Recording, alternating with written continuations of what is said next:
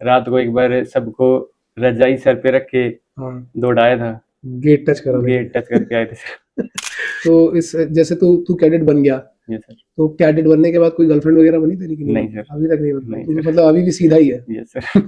Sir interview के लिए एक तो जो अगर रैपिड बैच में आ रहा है तो इंटरव्यू की जो प्रिपरेशन है अपनी स्ट्रॉन्ग रखे, 10 से 15 इंटरव्यू कम से कम। कम से कम दे।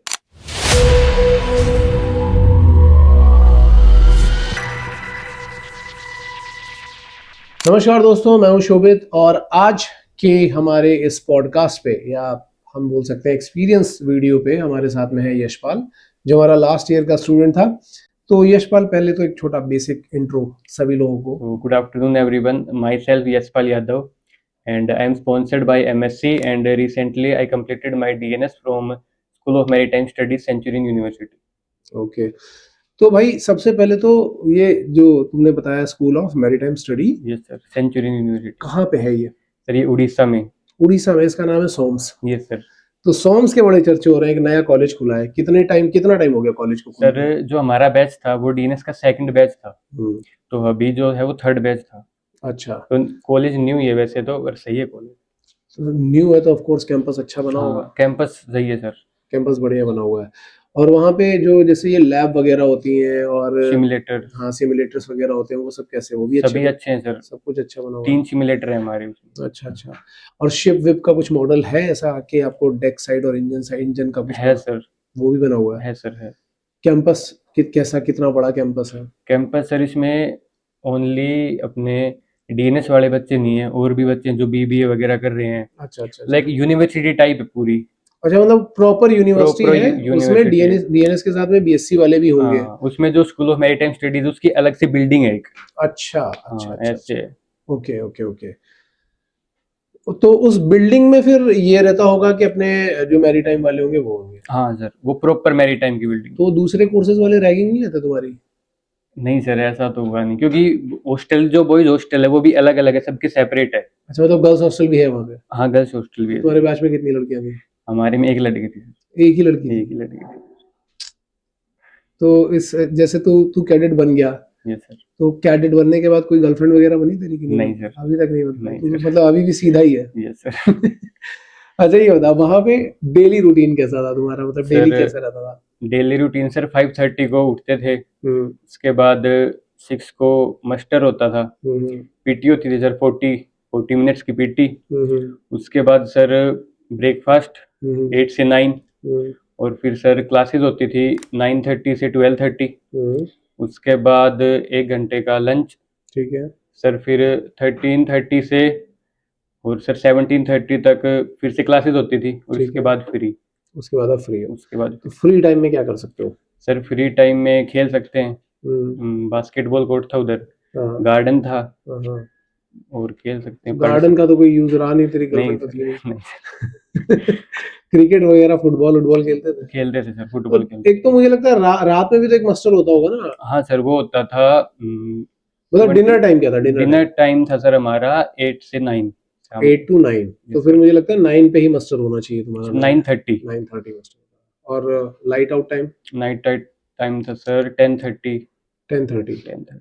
अच्छा, अगर कोई 10:30 बजे के बाद जाग रहा है वहां पे? जाग रहे तो सर वार्डन उधर ही रहते थे, वो हाँ पनिशमेंट देते थे फिर। हाँ रात को एक बार सबको रजाई सर पे रख के हाँ। दौड़ाया था, गेट टच कराने के गेट टच करके आए थे सर। लिए। ठीक है ठीक है। अच्छा, तो मान लो अब जैसे जो वो होते हैं सोफिस्टिकेटेड स्टूडेंट्स होते हैं ना, जो मामास बॉय होते हैं, जी सर। तो किसी को ऐसा पनिशमेंट मिला हो, किसी ने घर पे कंप्लेंट करी हो, पेरेंट वेरेंट का कॉल आया हो, कह रहे मेरे बच्चे को ऐसा पनिशमेंट कैसे दे दिया? नहीं सर, ऐसा कुछ नहीं हुआ। ऐसा नहीं होता? ऐसा नहीं होता ही नहीं है सर। वहां नहीं पे? सर, ऐसा नहीं होता। फीस कितनी है कॉलेज की? फीस सर मेरे टाइम में थी 710। 710 थी? सर। तो लोग ये सोचते होंगे कि 7 लाख रुपए देने के बाद क्यों जिंदगी बर्बाद करनी है अपनी है। अच्छा, मतलब देखो, जैसे हम लोग प्रिपरेशन कराते हैं, तेरे बैच में भी कई जी बच्चे सर। थे, उसके बाद वाले में भी, तो बच्चे तो होते, कई सारे बच्चे ऐसे होते हैं जिनको मजा आता है ये हरकतें करने में, कि अगर बोला है कि 10:30 बजे सोना है तो वो नहीं सोएंगे, 11:30 12:30 या कुछ पार्टी कर रहे हैं या कुछ कर रहे हैं। तो इन केसेस में मतलब सिवियर पनिशमेंट क्या क्या मिल सकते हैं कॉलेज में? सर एक तो बताया गेट टच। ये तो ये हो गया कि ये बेसिक पनिशमेंट हाँ है। सर। कुछ ज्यादा ही कर दिया तो सर क्लास से रस्टिकेट, और फिर अच्छा। बॉयलर सूट पहन के सफाई, हाँ, पूरे कॉलेज। पूरे कॉलेज की सफाई, हम्म। लाइफ बोट थी उधर उनकी सफाई, हम्म। उधर एक अलग से मस्टर स्टेशन था प्रॉपर, उसमें रोप वगैरह रखी हुई थी, उनको प्रॉपर तरीके से रखना, सर विंचेस वगैरह थे उधर, उनकी पूरी सफाई करनी, ये होता था सर।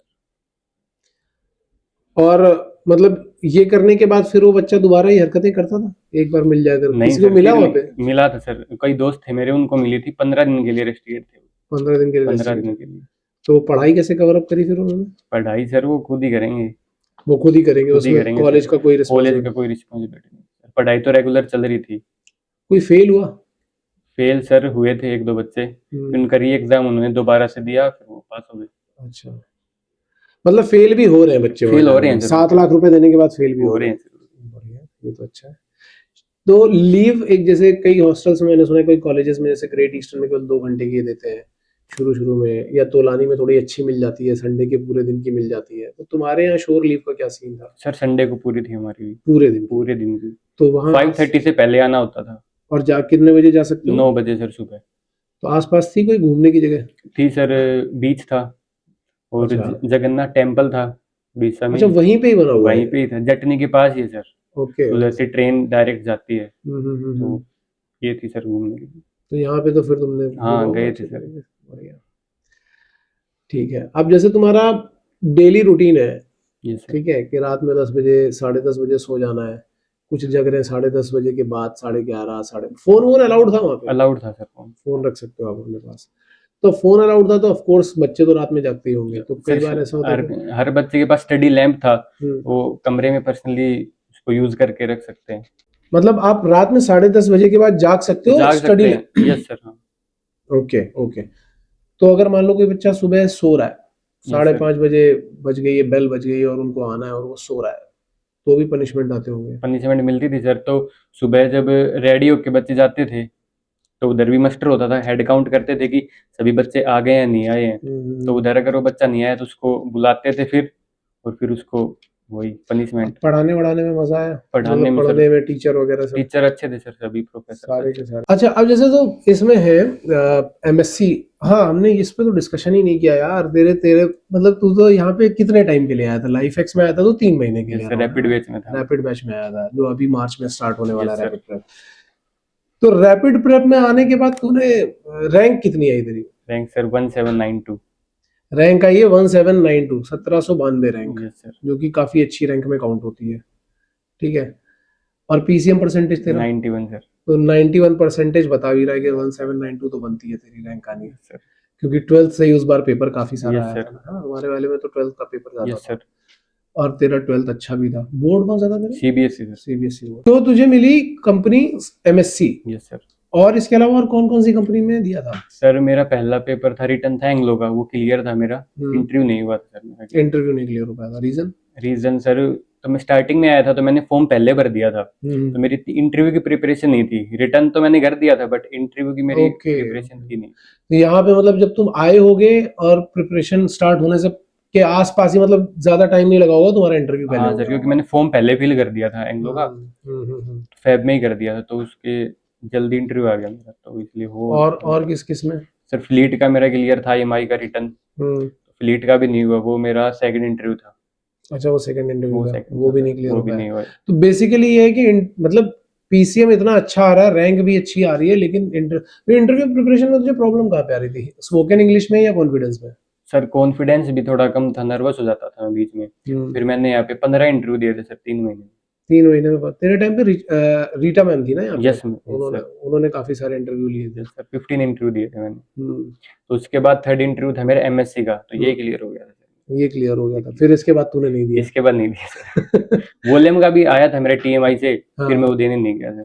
क्योंकि मुझे ऐसा याद है कि एक तेरा केस था, एक और लड़का था, वो वालिया वालिया वालिया करके एक लड़का था, जिसका बाद में सिनर्जी मिल गया था, सिनर्जी या ग्रेट ईस्टर्न मिला था, तुम्हारे ही बैच का था वो स्टूडेंट। दोनों पढ़ने में तुम दोनों मोरलेस एक ही जैसे थे, रैंक भी तुम्हारी एक ही जैसी अंशवीर थी। था सर एक, अंशवीर तो था, अंशवीर तो वहां चला गया था ना, बी शिप्स में था सर वी अंशवीर। शिप में गया था, एमिट में। अंशवीर तो एमिट में गया था। एक और लड़का था, क्योंकि उसने भी एंड में क्या हुआ था कि उसकी रैंक बहुत अच्छी आ गई थी, पीसीएम भी उसका 90s में था, बट उसका कहीं हो नहीं रहा था, तो एंड में क्या हुआ था कि वो सिनर्जी में गया था या इसमें गया था, किसी एक जगह पर गया था। गुलिया करके था सर। वो तो दूसरा है, गुलिया तो वो तो साथ में क्रिकेट खेलता था। हाँ वो था। तो तू क्रिकेट खेलने एक आध बार ही नहीं। आया है, फाइनल मैच खेलने आया था तू हाँ क्रिकेट खेल। स्टार्टिंग में गया था सर एक बार और एक बार लास्ट में बस। हाँ आखिरी मैच खेला था ना तूने हाँ जब हम सर लोग यहाँ पे गए थे स्कूल में। आखिरी खेला। फोटो पड़ी है मेरे पास।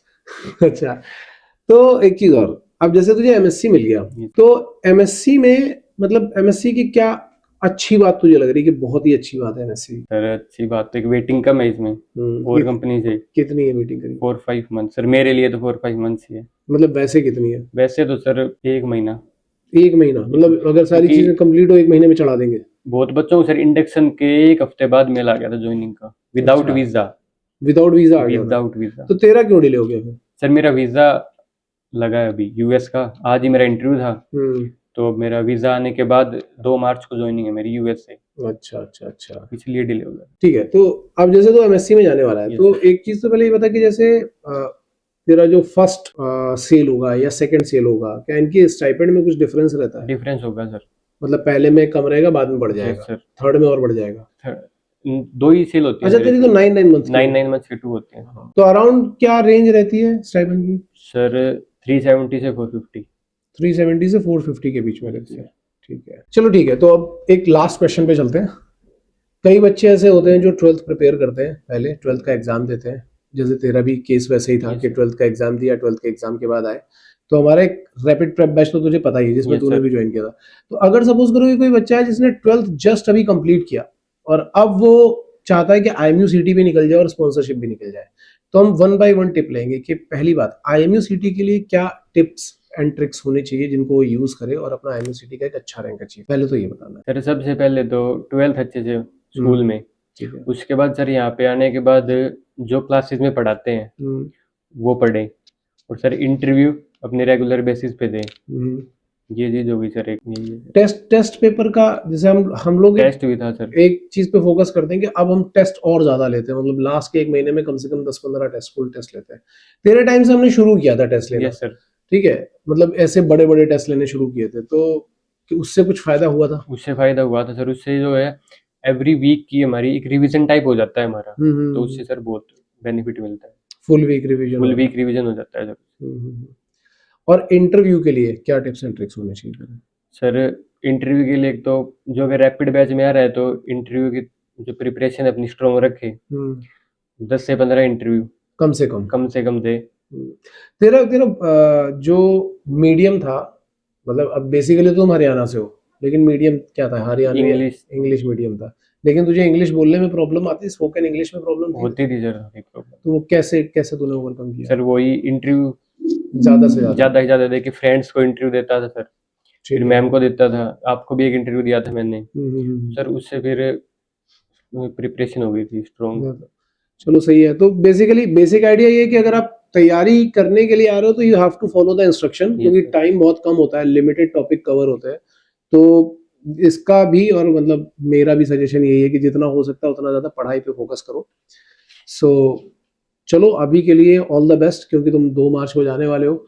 जब तुम अपनी पहली सेल कंप्लीट करके आओगे तो हम पहली सेल का एक्सपीरियंस पूछेंगे, क्योंकि अभी वहां से जो जो लोग आ रहे हैं ना, धीमे धीमे सबके एक्सपीरियंस इकट्ठे करते जा रहा हूँ। तो जब तुम आओगे पहली वाली सेल से, तो मैं पहला पहला एमएससी वाला कैडेट आएगा मेरे पास, उसका एक्सपीरियंस लेंगे हम लोग। ओके, सो चलो ऑल द बेस्ट।